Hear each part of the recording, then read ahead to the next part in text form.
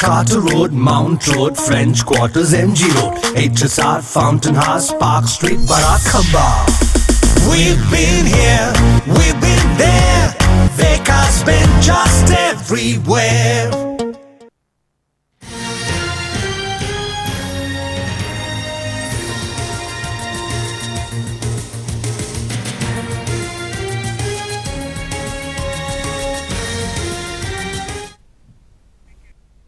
కోదాడ విజయవాడ హైవేపై రాకపోకలు నిలిచిపోయాయి. బ్రిడ్జికి రెండు వైపులా వందలాది వాహనాలు నిలిచిపోయాయి. రోడ్డు కోతకు గురవడంతో రాకపోకలకు అంతరాయం ఏర్పడింది.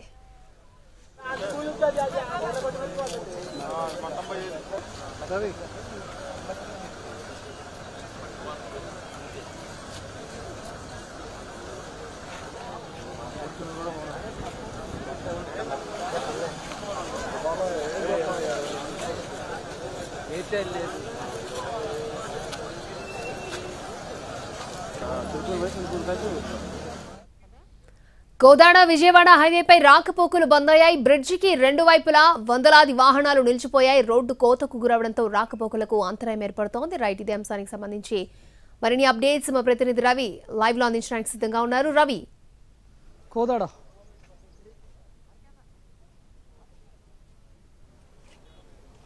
అక్షయ, కోదాడ నుంచి విజయవాడ వైపు వెళ్లే రాకపోకలు పూర్తిగా నిలిచిపోయాయి. ప్రస్తుతం మనం గరికపాడు బ్రిడ్జి వద్ద ఉన్నాం. ఈ బ్రిడ్జ్ పూర్తిగా కోతకు గురైపోయి రహదారి మొత్తం స్తంభించినటువంటి పరిస్థితి ప్రస్తుతం మనం చూడవచ్చు. ప్రధాన రహదారిపైన మొత్తంగా కుంగిపోయినటువంటి పరిస్థితి హైవే మొత్తం కుంగిపోవడంతో పూర్తిగా రాకపోకలు నిలిచిపోయాయి. నిన్నటి వరకు కూడా వరద నీరు దాదాపు మనం చూస్తున్నటువంటి పరిధిలో అటువైపు ఒక 1/2 కిలోమీటర్ వరకు, ఇటువైపు 1 కిలోమీటర్ వరకు కూడా వరద నీరు చాలా ఉధృతంగా ప్రవహించింది. ఈ బ్రిడ్జ్ పై నుంచి కూడా వరద నీరు ప్రవహించింది. ఈ రోజు వర్షం లేకపోవడం, అంటే నిన్న అర్ధరాత్రి నుంచి కోదాడ పరిధిలో వర్షం లేకపోవడంతో వరద ఉధృతి తగ్గింది. ముఖ్యంగా అటు ఖమ్మం, పాలేరు నుంచి వస్తున్నటువంటి వరద నీరంతా కూడా ఈ గరికపాడు బ్రిడ్జిని పోటెత్తింది. దీంతో పూర్తిగా రాకపోకలన్నీ నిలిచిపోయాయి. అయితే అప్పటికే చాలా మటుకు వెహికల్స్ అన్ని కూడా కోదాడ వైపు దాకా వచ్చి చేరడంతో దాదాపు వందలాది వాహనాలన్నీ కూడా కోదాడ హైవే పైన నిలిచిపోయినటువంటి పరిస్థితి.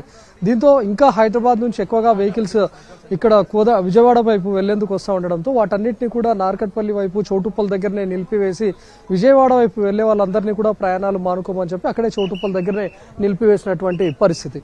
సో దీంతో వెహికల్స్ అన్నింటినీ కూడా తగ్గించే ప్రయత్నం చేశారు. కానీ ఇప్పటికే కోదాడ దాకా కూడా వందలాది వాహనాలు వచ్చినటువంటి పరిస్థితి.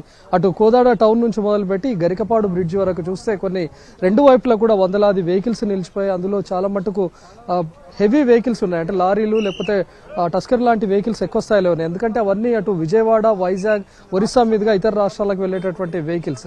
సో అవన్నీ కూడా నిలిచిపోయాయి.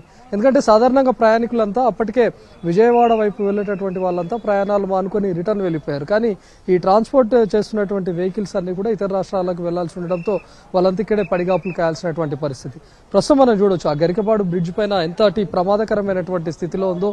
పూర్తిగా రోడ్డు అంతా ప్రస్తుతం మనం చూస్తుంది ఇది ఓల్డ్ హైవేగా చెప్తున్నారు. పక్కనే ఒక కొత్త బ్రిడ్జిని కూడా నిర్మించారు. ఈ ఓల్డ్ బ్రిడ్జిగా ఏదైతే చెప్తున్నామో ఆ బ్రిడ్జ్ అంతా పూర్తిగా మధ్యలో కోతకు గురైపోయింది. వాహనాలు ఎటు వెళ్లలేనటువంటి పరిస్థితిలో నిన్నటి వరకు మొత్తం ఈ బ్రిడ్జ్ పై నుంచి ఉధృతంగా ప్రవహించింది.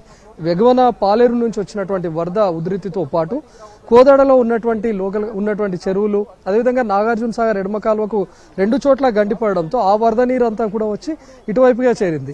అంటే అటు ఖమ్మం, పాలేరు నుంచి వస్తున్నటువంటి వరద నీరే కాకుండా ఇటు కోదాడలో ఉన్నటువంటి వరద ఉధృతి అంతా కూడా గరికపాడు బ్రిడ్జ్ వద్దకు చేరుకోవడంతో ఒక్కసారిగా పోటెత్తింది. కంప్లీట్ గా బ్రిడ్జ్ పై నుంచి వెళ్లడమే కాకుండా అంటే బ్రిడ్జ్ పై నుంచి వరద నీటి ఉధృతి వెళ్తోంది అని చెప్పి రాకపోకలు నిలిపివేసినప్పటికీ ఎప్పుడైతే వరద తగ్గుముఖం పడుతూ వచ్చిందో పూర్తిగా రోడ్డు కోతకు గురైనటువంటి పరిస్థితిని కూడా గమనించారు. ప్రస్తుతం ఇంజనీర్ల బృందం కూడా ఇక్కడికి చేరుకుంది.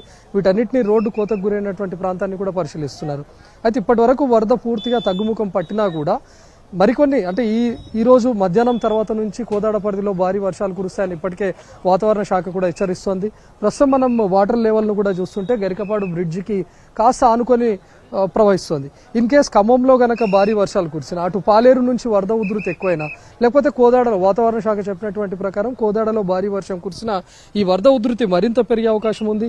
ఇప్పటికే బ్రిడ్జి లెవెల్ను ఆనుకొని వరద నీరు ప్రవహిస్తుంది కాబట్టి ఇన్ కేసు ఎగువ నుంచి వరద వచ్చి చేరితే మళ్ళీ బ్రిడ్జి పూర్తిగా మునిగిపోయే అవకాశం ఉంటుంది. కాబట్టి ప్రస్తుతానికి వరద నీటి ఉధృతి తగ్గిన రాకపోకలను మాత్రం ఇంకా స్టార్ట్ చేయలేదు.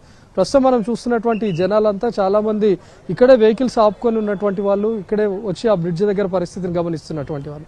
మరోవైపు ఇక్కడ చుట్టుపక్కల ఉన్నటువంటి వాళ్ళంతా కూడా దాదాపు 30 ఏళ్లలో మేము ఇలాంటి వరదను ఎప్పుడూ చూడలేదు, అసలు ఇంత పెద్ద స్థాయిలో రావడం ఇదే ఫస్ట్ టైం అని చెప్పి కూడా రావడాన్ని మనం చూస్తూ ఉన్నాం. సో ప్రస్తుతం అటువైపుగా మనం చూస్తే ఇటు విజయవాడ నుంచి హైదరాబాద్ వచ్చేటటువంటి హైవేలో పూర్తిగా రాకపోకలు స్తంభించాయి.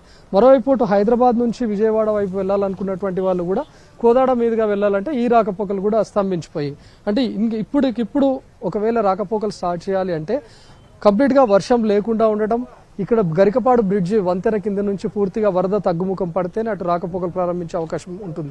ఎందుకంటే ఇప్పటికే బ్రిడ్జిని ఆనుకొని ప్రవహిస్తుంది కాబట్టి వరద ఏమాత్రం పెరిగినా కూడా మరోసారి బ్రిడ్జి పై నుంచి వరద పొంగే అవకాశం ఉంటుంది. కాబట్టి రాకపోకలను అయితే ఇప్పటికే స్టార్ట్ చేయలేదు. ఎందుకంటే కొత్త హైవే నుంచి రాకపోకలు స్టార్ట్ చేయొచ్చు, కానీ వరద పెరిగే అవకాశం ఉండడంతో ఇప్పటికైతే రాకపోకలను ఇంకా నిలిపివేశారు.